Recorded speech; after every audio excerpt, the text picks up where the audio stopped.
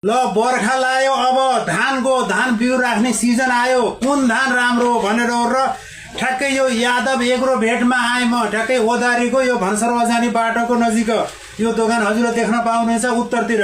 र अब कुन धान राम्रो बर्खामा अब बिउ राख्नको लागि कुन धान राम्रो भनेर र एउटा सर हुनुहुन्छ, मैले उहाँ सरसित कुरा राख्छु। र धानमा अब 125 दिनमा तयार हुने, 130 दिनमा तयार हुने, कुनै धानले चाहिँ कम पानीमा पनि फल्छ भनेर र यसैको बारेमा मैले अब एउटा सर हुनुहुन्छ उहाँको शुभ परिचय गराउन चाहन्छु। ल आउनु सर, आउनुहोस्। ल हजुरले शुभ परिचय दिनुहोस् न धानको बारेमा हजुरले। हजुर नमस्ते, सम्पूर्णमा नमस्ते। मेरो चाहिँ राजदेव यादव, म चाहिँ यस यादव एग्रो भेटको प्रोपराइटर।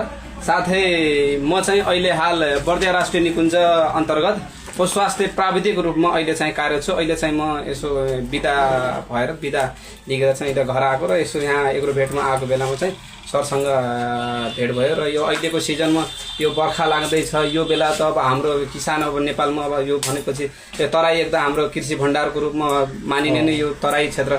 यसमा त अहिले झन् हामीलाई के भन्छन् धानको सिजन आइसक्यो। हामीलाई उत्तम भन्दा उत्तम कुन राम्रो छ, कुनले बढी फलोस्, कुन चाहिँ बढी फल्छ, कुनले चाहिँ हामीलाई बढी फाइदा दिन्छ, कुन हामीलाई खाँदाखेरि मिठो हुन्छ, राम्रो हुन्छ, त्यो चाहिँ हामीले अहिले चाहिँ यो सिजनमा अहिले हामीले रोप्यौँ भने बल्ल पो फल्छ।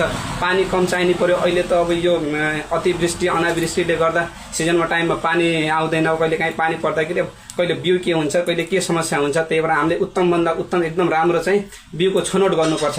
अहिले हाम्रो चाहिँ हजुरहरूको यो अहिले TMRS त्रिमूर्ति प्लान्ट साइन्सको TMRS 5786 भनेर धान हाइब्रिड धान एकदम राम्रो छ। यो धान चाहिँ के छ हजुरको भन्दाखेरि 120 देखि 125 दिनमा यसको चाहिँ हामीले बिउ लगाएकोदेखि 120 देखि 125 दिनमा यसलाई हामीले काट्न सक्छौँ। हाम्रो अहिले के छ भन्दाखेरि विगतको केही वर्ष अगाडि चाहिँ हाम्रो यो महिन्द्रा 30 ले चाहिँ राम्रै लगभग उत्पादन दिइरहेको थियो। तर कस्तो छ भन्दाखेरि महिन्द्रा 30 को उसले गाँस चाहिँ लिँदैन, अलिकता कम देख्छ, त्यति राम्रो छैन। उत्पादन त उसको पनि राम्रै छ, नहुने भन्ने होइन, तर उसले चाहिँ अलिकता गाँस कम देख्छ। तर त्यसलाई चाहिँ अलिकता मोडिफाइड गरेर अर्को कम्पनीले त्यो सँगसँगै त्योभन्दा अलिकता बढी उत्पादन होस् भनेर त्रिमूर्तिले के गर्यो भन्दाखेरि अहिले त्रिमूर्तिले निकालेको छ 5786 धान।